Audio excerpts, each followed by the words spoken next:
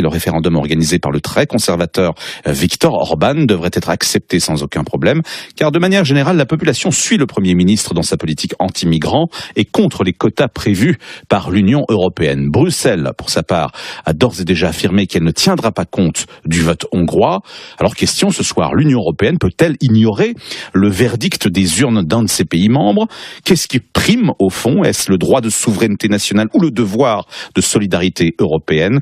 On en débat avec deux députés européens. Florian Philippot, bonsoir. Bonsoir. Vous êtes eurodéputé français, vice-président du Front National. Et avec nous également en ligne Gérard Deprez, bonsoir. Bonsoir. Vous êtes eurodéputé libéral belge. Première question à vous, Florian Philippot. Est-ce que selon vous, la Hongrie, compte tenu de ses engagements européens, de son appartenance à l'Union européenne et de son devoir de respect des règles européennes, avait le droit d'organiser un tel référendum? Il manquerait plus que cela. Je veux dire, c'est quand même extraordinaire qu'on se pose même la question. La question, en fait, c'est est-ce que l'Union européenne permet la démocratie ou pas? C'est vrai que c'est un test extrêmement intéressant parce qu'on voit bien que les élites européistes réagissent toujours extrêmement mal à chaque fois que on interroge les peuples. On l'a vu sur le Brexit où les Britanniques ont été insultés, injuriés de tous les noms par la caste, et droite et gauche confondus d'ailleurs. Et là, même chose pour la Hongrie. Ben évidemment qu'ils ont le droit. Évidemment, ça fait partie de leurs règles constitutionnelles, ça fait partie des règles de la démocratie fondamentale. Pour la France, c'est l'article 3 de notre Constitution qui dit que la souveraineté nationale appartient aux représentants du peuple et au peuple par la voie du référendum, même si on a l'habitude de ne plus faire de référendum en France malheureusement. Évidemment, je pense que c'est très très sain d'interroger la population, comme vous le faites régulièrement en Suisse, sur ce qu'elle pense, et notamment de cette grave question des migrants. Sauf qu'en Suisse, on n'est pas membre de l'Union européenne. Gérard Deprez, est-ce que... oui, c'est pour ça que vous êtes encore une démocratie. Alors, même question à vous, Gérard Deprez, est-ce que ce référendum était pertinent, selon vous? Écoutez, je rejoins ce qui vient d'être dit en ce sens que les autorités hongroises peuvent organiser un référendum. Mais en l'occurrence, le référendum qu'ils organisent maintenant, c'est un véritable acte de rébellion nationaliste et xénophobe. Je m'explique. Lorsque la Hongrie a accepté d'entrer dans l'Union européenne, et ils l'ont fait avec une majorité écrasante de plus de 80% il y a quelques années, en 2004, ils ont accepté un transfert de souveraineté librement dans un certain nombre de matières qui sont dans les traités. Ce qui veut dire qu'ils se sont retirés la souveraineté dans certaines matières pour la partager avec les autres États membres de l'Union européenne.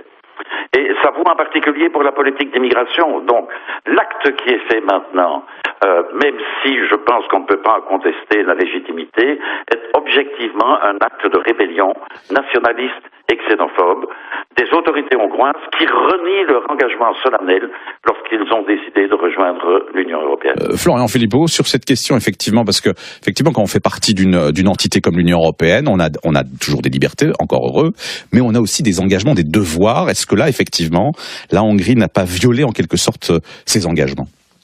Non, mais c'est vrai que ça pose la question de ce que disait M. Juncker, le président de la Commission, il y a quelques mois, quand il avait vendu la mèche, en quelque sorte. Il avait dit il n'y a pas de démocratie possible en dehors des traités européens. Mais c'est une question très grave.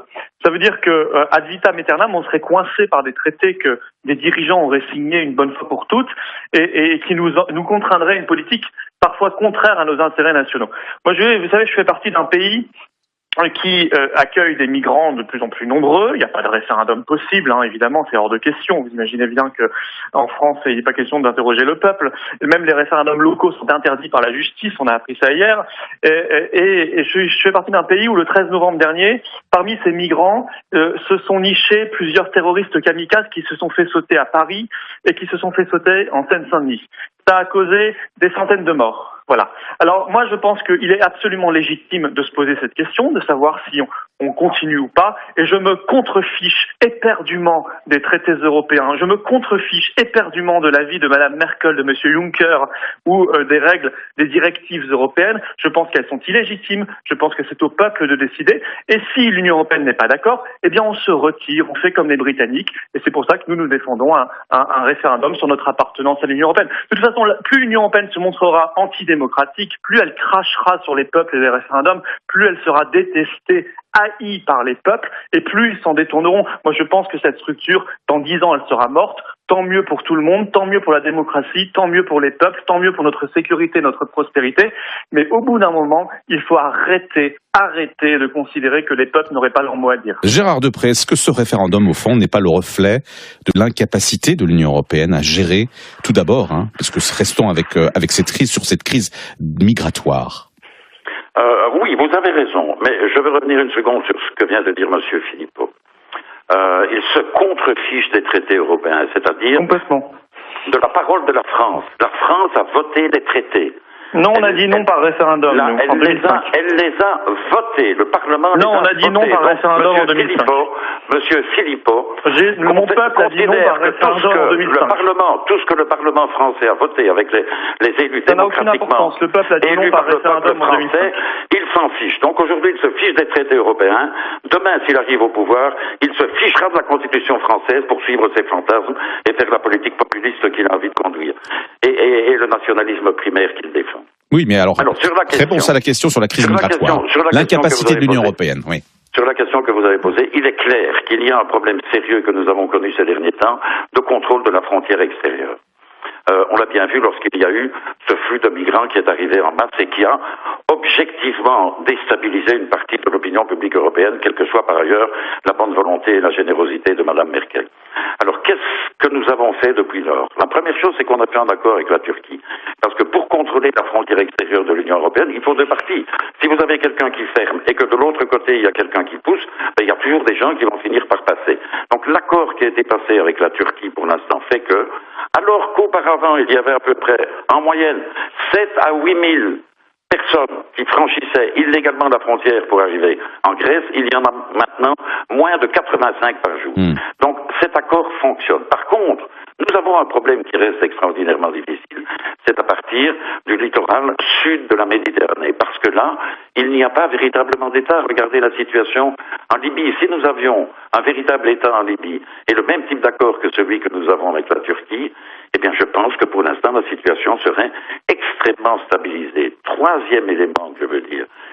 Il y a pour l'instant une reconversion objective de la politique européenne à l'égard des immigrés, c'est-à-dire que nous n'allons pas faciliter les entrées sur le territoire, nous allons pratiquer ce que l'on appelle en anglais le resettlement, c'est-à-dire que nous allons aller demander aux autorités des Nations Unies qui sont sur place et qui ont des camps avec des dizaines de milliers de réfugiés en Jordanie, au Liban, etc.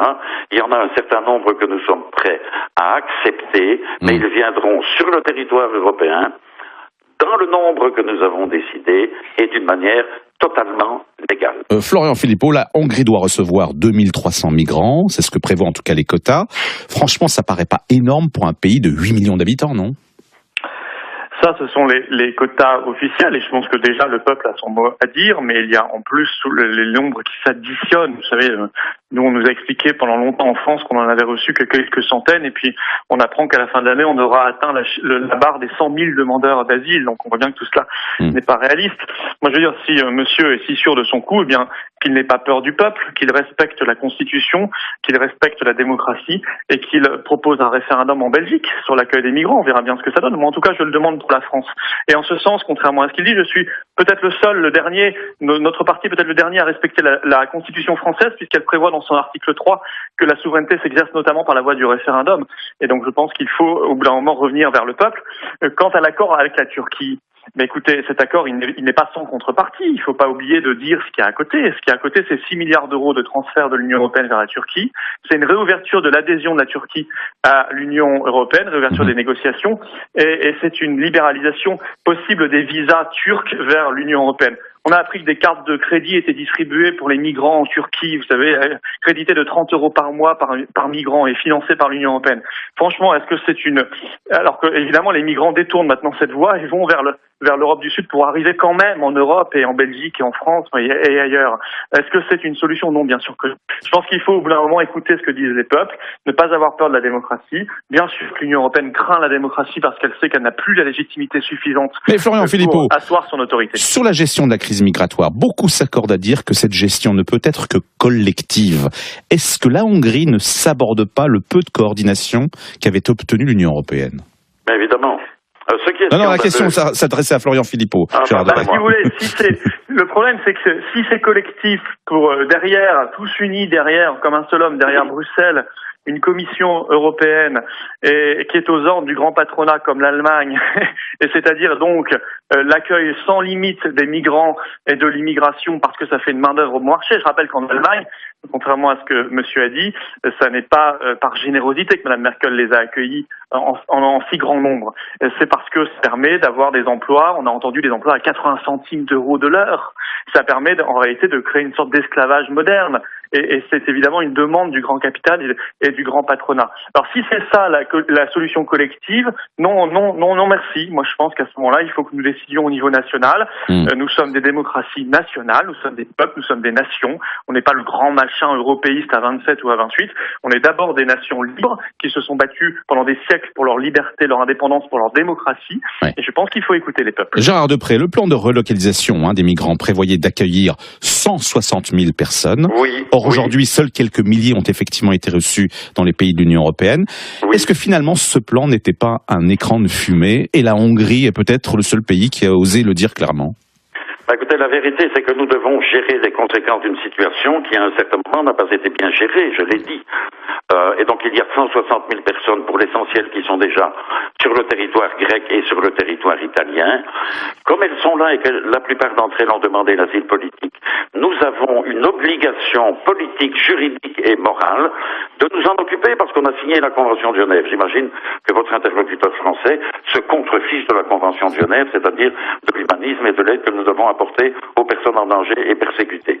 Je l'ai entendu raconter un ramassis d'insanité populiste invraisemblable. Je crois que la vérité est de dire que maintenant, si nous devons gérer la crise des migrants, nous devons la gérer collectivement et partager l'effort entre tous les États en fonction de leurs capacités contributives. C'est quand même extraordinaire ce qu'il fait, M. Orban, et ce que pourrait faire un certain nombre de Français demain. Donc plus d'immigrés qui viennent chez eux, que les autres pays s'en occupent, mais en même temps, on passe à la caisse et on prend tout ce qu'il y a moyen de prendre des crédits européens. C'est scandaleux. Ouais. Alors l'UE a déjà menacé, Gérard Deprez, la Hongrie de sanctions si le référendum était accepté. Est-ce que la Hongrie doit être exclue ou temporairement exclue de l'Union? Sinon, quelle autre sanction? Écoutez, je ne suis pas dans la logique des sanctions pour l'instant. Juridiquement, le résultat de ce référendum, qui est purement consultatif et dont on ne sait pas s'il sera validé parce qu'on ne sait pas si le taux de participation atteindra 50%. Bien. Juridiquement, la suprématie du droit communautaire que le peuple hongrois a accepté lorsqu'il a démocratiquement décidé par référendum d'entrer dans l'Union européenne. Ce droit communautaire reste d'application. Et comme il y a eu un accord en bonne et due forme à l'intérieur du Conseil des ministres européens de l'Intérieur, il reste d'application, ce qui veut dire que si la Hongrie ne s'y soumet pas, il y aura des recours devant la Cour de justice et éventuellement des sanctions. Florian Philippot, est-ce que d'autres pays, selon vous, devraient suivre cet exemple hongrois et organiser aussi un référendum semblable ? Bien sûr, il ne faut pas avoir peur de la démocratie. Je suis assez effrayé de ce que j'entends. Enfin, en même temps, c'est le discours classique des européistes, c'est l'Europe à la schlag. C'est-à-dire qu'on vous punit, on crée des amendes, des représailles, des punitions. Quand vous ne filez pas droit, je rappelle d'ailleurs que les Hongrois étaient rentrés dans l'Union européenne avec un taux de participation pour leur référendum en 2003 de 46%. Donc on voit que là aussi, il y a un problème de légitimité. Non, n'ayons pas peur du peuple. Retrouvons l'essence de la démocratie. Vous savez, mon peuple, la dernière fois qu'il a été consulté par référendum, il a dit non à l'Union européenne. Il a dit non à 55%. Et il y avait 70% de participation lors du référendum sur la Constitution européenne. Et ce sont les parlementaires coalisés qui ont fait passer ce traité malgré le vote populaire. Imaginez que ça se passe en Suisse, ce serait un scandale national à raison. Eh bien, il faut que nous retrouvions l'essence de la démocratie. Vous savez, même en Belgique, le correspondant de Libération français a dit qu'à 200 mètres de la Grand Place, c'était devenu l'Arabie Saoudite. Que monsieur réfléchisse, est-ce qu'on continue comme ça? Vous avez connu les attentats de Bruxelles, vous avez connu des imbécilités. Ah, mais écoutez, je connais bien, moi je suis né à côté de la frontière en France. Non, je suis et c'est le correspondant de Libération qui le dit, vous voyez, c'est pas le Front National, c'est le correspondant de Libération, M. Quatremer, qui a dit à 200 mètres de la Grand Place, c'est l'Arabie Saoudite. Pas les deux en même temps. Ce qui se passe chez vous et on en reparlera demain. Florian Philippot terminé, Gérard Deprez, allez-y.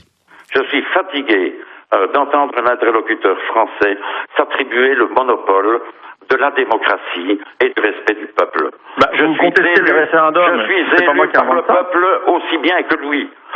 Les engagements que je prends sont validés par une majorité de la population de mon pays. Vous ne le savez Donc pas. je n'autorise pas quelqu'un qui dit qu'il se contrefiche de tout ce qui est le droit européen. Je n'autorise pas cet homme-là à donner des leçons en matière de démocratie et de respect de la démocratie. Faites des référendums. Merci beaucoup. Merci Florian Philippot et merci également à vous, Gérard Deprez, d'avoir participé à ce débat dans ce forum. Je vous souhaite une bonne soirée à tous les deux. Merci.